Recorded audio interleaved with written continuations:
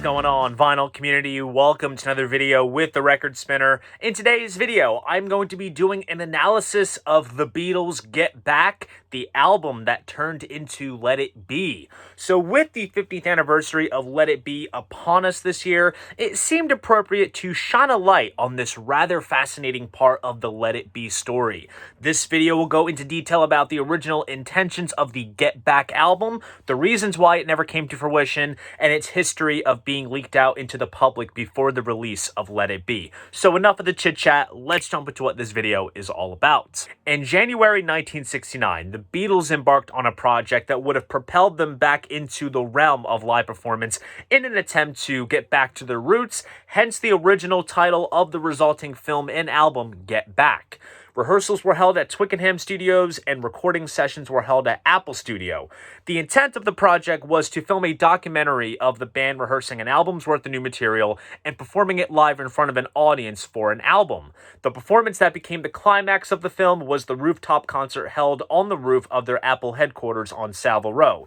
The project ended up becoming a bit of a shapeshifter due to the hostility between the band members, George Harrison temporarily leaving the band, and keyboardist Billy Preston being brought in to ease the tension.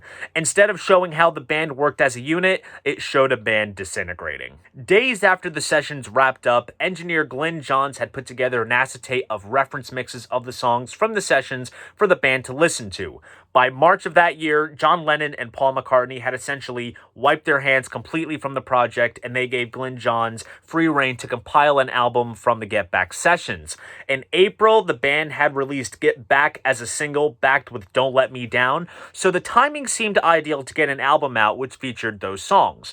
The master tape was finished in May, and the track list was as follows: One After 909, an improvisation called Rocker, a cover of the Drifters' Save the Last Dance for Me, Don't Let Me Down, Dig a Pony, I've Got a Feeling, Get Back, For You Blue, Paul's solo composition Teddy Boy, Two of Us, Maggie May, Dig It, Let It Be, The Long and Winding Road, and a reprise of Get Back. So right off the bat, this potential album was radically different to what ended up getting released. And what is interesting is that the only track that was featured from the rooftop concert was One After 909, which is odd because that is the centerpiece of the film.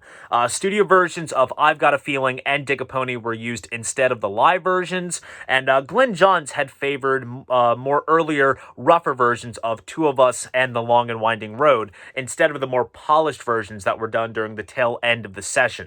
The version of Dig It is 4 to 5 minutes longer as opposed to the 50-second snippet that we got on the final album.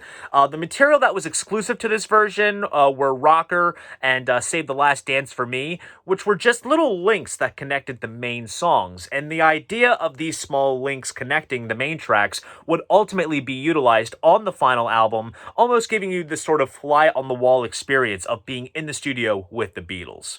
At the same time when the initial album was proposed, the band went as far as to stage a photo shoot to shoot the album cover, which was taken at the stairwell at EMI's headquarters at Manchester Square, which was the same location that the band posed for their first album, Please Please Me. This recreation was meant to reflect the sort of back-to-basics idea that the band was going for. Of course, this photo session became immortalized on the cover of the 1967 to 1970 compilation, otherwise known as the Blue Album. The original Get Back album was slated for release in August of 1969, but it never was released, for perhaps a myriad of reasons. It's been said that the Beatles rejected the mix. Apparently, George was the only one who had approved it, since everyone else was on holiday. The band had also started work on Abbey Road, and that became the priority, and also provided a bit more harmony within the group after these rather tumultuous sessions. And there was, of course, the movie that wasn't exactly ready for theatrical release. A rough cut of the film was shown to the group in July 1969 and was an hour longer than its final 80-minute length, so it ultimately had to be edited down. There was also talk of a lavish book that was to be included with the album that got delayed as well. Glyn Johns was approached again in December of 1969 to compile another album from the sessions, this time around mirroring the songs that were going to be featured in the film. The master tape was finished in January of 1970, and the track list was as follows: One After 909, Rocker, Save the Last Dance for Me, Don't Let Me Down, Dig a Pony, I've Got a Feeling, Get Back, Let It Be, For You Blue, Two of Us, Maggie May, Dig It, The Long and Winding Road, I Me Mine, Across the Universe, and a reprise of Get Back. From a far glance, there's definitely some overlapping from the originally proposed album, and some songs got moved around, but there are some obvious differences. Teddy Boy was omitted as it was not shown in the film, and also Paul had plans to record it for his first solo album, McCartney.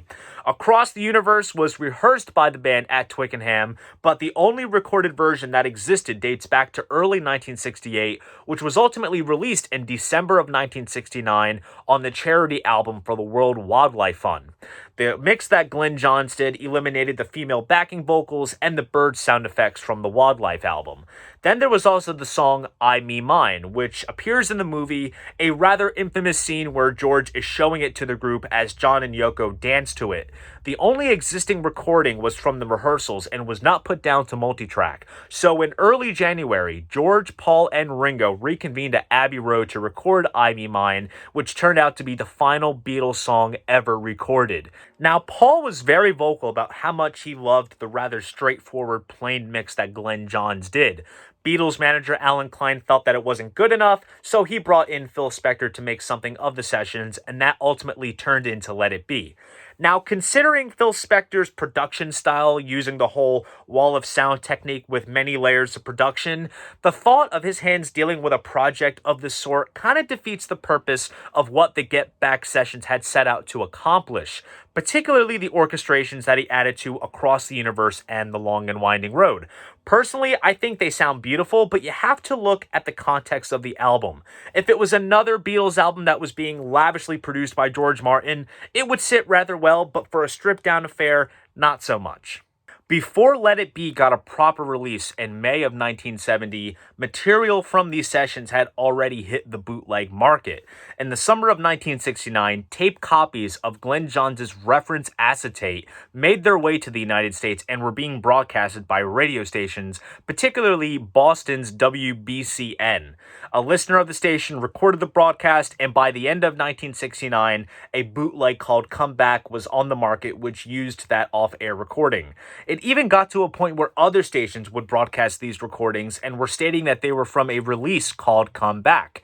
Then in September of 1969, WKBW in Buffalo got a hold of a tape of Glenn Johns' first proposed Get Back album, supposedly sourced from an acetate that leaked out of Apple, broadcast it on their station, and in early 1970, a bootleg called OPD, sourced from the broadcast, was out in the market. Now, it is claimed that these assorted bootlegs have sold upwards to 15,000 copies upon their release, and there is a lot of lore that entails as to how these recordings got leaked before their proper release. Legend says that John Lennon had leaked the recordings when he performed the Toronto Rock and Roll Festival in September 1969. Apparently, it was a trade for other unreleased Beatles recordings that weren't in his possession. Another speculation is that Paul leaked the recordings just so the public could hear what they had worked on. Some say that George Martin and Glenn Johns are subject of leak speculations, but what is a fact is that by the time the Get Back sessions had commenced, Apple as a business was going down the tubes. They were spending more than what they were earning, and it just wasn't being run properly. After all, the Beatles themselves weren't businessmen. And then once Alan Klein came into the picture, everything changed and it became a well-oiled machine. So perhaps it was the chaos and the disorganization of Apple that may have instigated the leaking of the sessions. Aside from the bootlegs that have been in circulation for decades at this point, I personally feel that fans deserve to hear what became Let It Be at its truest state. The original master tapes do exist in Apple's vault, and I think it would be very fitting if they would include it with a 50th anniversary Let It Be release. For us vinyl lovers, perhaps we could see a standalone release of it alongside a remixed Let It Be as a sort of companion piece, like the deluxe anniversary vinyl packages they've done in recent years, or hell, even a record store day release. The front cover had been made up back in 1969. Not quite sure about the back cover, but here is a rather professional looking mock-up of a possible back cover. It is for sure a little piece of Beatles history that serves as a sort of portal as of what was going on at the time of a band on its last legs. So there you guys go. That is my analysis of the Beatles' Get Back, the album that turned into Let It Be. I really hope you guys enjoyed this video, and if you did, please go ahead, give it a like, subscribe to the channel, and if you want to support this channel, be sure to check me out on Patreon. See you guys in the next video, and most importantly, keep the records spinning.